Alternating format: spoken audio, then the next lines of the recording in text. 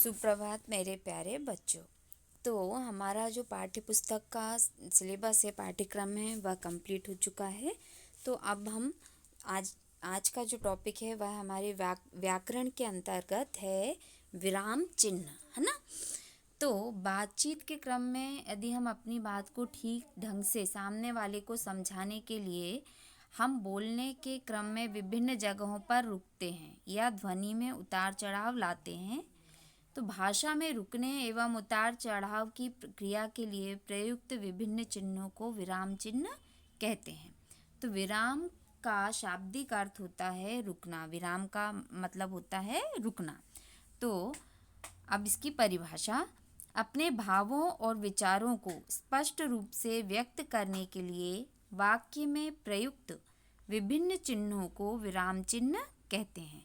जब अपने भावों विचारों को व्यक्त करते हैं बोलते समय या लिखते समय, तो वाक्य में प्रयुक्त वाक्यों में हम कुछ चिन्ह प्रयुक्त करते हैं जिन्हें हम विराम चिन्ह कहते हैं, है ना।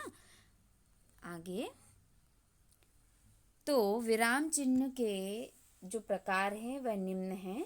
नंबर 1, पूर्ण विराम। तो जैसा कि आपको यहाँ पर दिखाई दे रहा है पूर्ण विराम, है ना।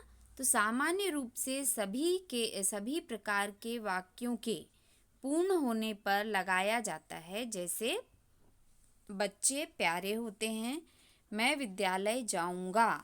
तो जब हमारा वाक्य पूरा हो जाता है, एक सेंटेंस एक वाक्य खत्म हो जाता है, तो उसके बाद हम पूर्ण विराम लगाते हैं, है ना।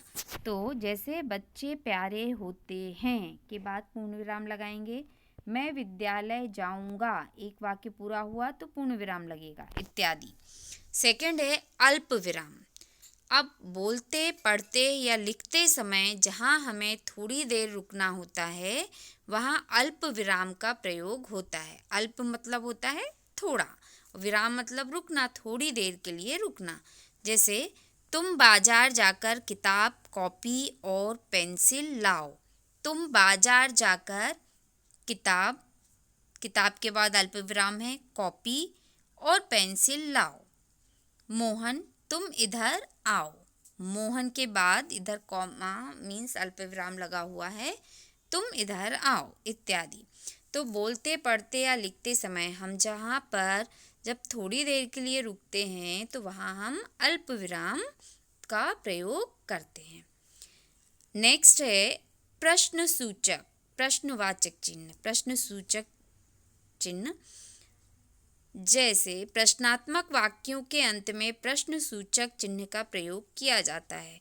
जब हमारा वाक्य यदि प्रश्नात्मक होता है, जब हम किसी से प्रश्न पूछ रहे होते हैं, तो उस टाइम हम प्रश्न सूचक चिन्ह का प्रयोग करते हैं। जैसे तुम क्या खाओगे, दूध पियोगे या छाछ। तुम कल कहाँ जाओगे, तुम क्या कर रहे हो। तो जब हम किसी से प्रश्न पूछते हैं तो हम प्रश्न सूचक प्रश्नवाचक चिन्ह का प्रयोग करते हैं। अगला है विस्मयादि बोधक या संबोधन सूचक, है ना। तो यह चिन्ह प्रायः हर्ष, विषाद, घृणा, आश्चर्य, भय, प्रार्थना आदि के भावों को प्रकट करने वाले वाक्यों के अंत या मध्य में प्रयुक्त होता है।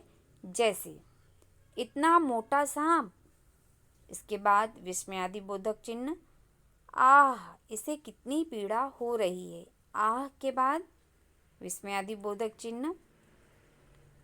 साथियों अब देश पर कुर्बान होने का समय आ गया है। साथियों के बाद प्रश्न विस्मयादि बोधक चिन्ह। इतना मोटा सांप मतलब भय।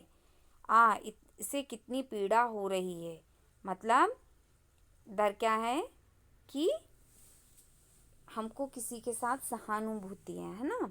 साथियों अब देश पर कुर्बान होने का समय आ गया है, तो यहाँ पर भी विस्मयादि बोधक का चिन्ह का प्रयोग करेंगे।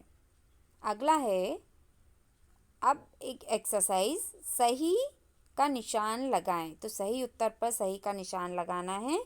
का विराम का शाब्दिक अर्थ निम्नलिखित में कौन सा है। समाप्त, रुकना, सोना, सबसे लंबी सांसें लेना। तो विराम का शाब्दिक अर्थ इनमें से कौन सा है? तो इसका शाब्दिक अर्थ है विराम का रुकना, है ना। रुकना। खा, तुम कब जाओगे? वाक्य में कौन सा विराम चिन्ह लगेगा? तुम कब जाओगे? कब, कब का प्रयोग कब करते हैं? जब हम किसी से प्रश्न पूछते हैं। तो यहाँ पर कौन सा चिन्ह आएगा? प्रश्नवाचक चिन्ह, अल्प विराम, पूर्ण विराम, विस्मय आदि बोधक। तो तुम कब जाओगे, हम प्रश्न पूछ रहे हैं तो प्रश्नवाचक चिन्ह। गा, पूर्ण विराम का प्रयोग निम्नलिखित में से किस परिस्थिति में होता है? वाक्य के मध्य में, वाक्य के अंत में, शब्दों के ऊपर, घृणा वाले वाक्य में। तो पूर्ण विराम का प्रयोग हम कब करते हैं? वाक्य के अंत में। घ, हर्ष व्यक्त करने वाले वाक्यों में कौन सा चिन्ह लगता है? पूर्ण विराम, अल्प विराम, प्रश्नसूचक, विस्मय आदि बोधक। तो हर्ष व्यक्त करने वालों में कौन सा चिन्ह लगता है? विस्मय आदि बोधक। अंग, राम, श्याम, सीता और गीता साथ साथ जाएंगे। वाक्य में कौन सा विराम चिन्ह प्रयुक्त होगा? पूर्ण विराम और अल्प विराम, पूर्ण विराम और प्रश्नवाचक, उपर्युक्त दोनों, उपर्युक्त कोई नहीं। राम, श्याम, सीता और गीता साथ साथ जाएंगे। तो यहाँ पर कौन सा चिन्ह, विराम चिन्ह प्रयुक्त होगा? पूर्ण विराम और अल्प विराम, है ना। राम, राम के बाद अल्प विराम लगेगा। श्याम, अल्प विराम। सीता और गीता साथ साथ जाएंगे, पूर्ण विराम। ठीक। तो बच्चों, अभी हमने जो आज व्याकरण के अंतर्गत जो हमारा जो टॉपिक हमने पढ़ा वह था विराम चिन्ह। विराम चिन्ह किसे कहते हैं?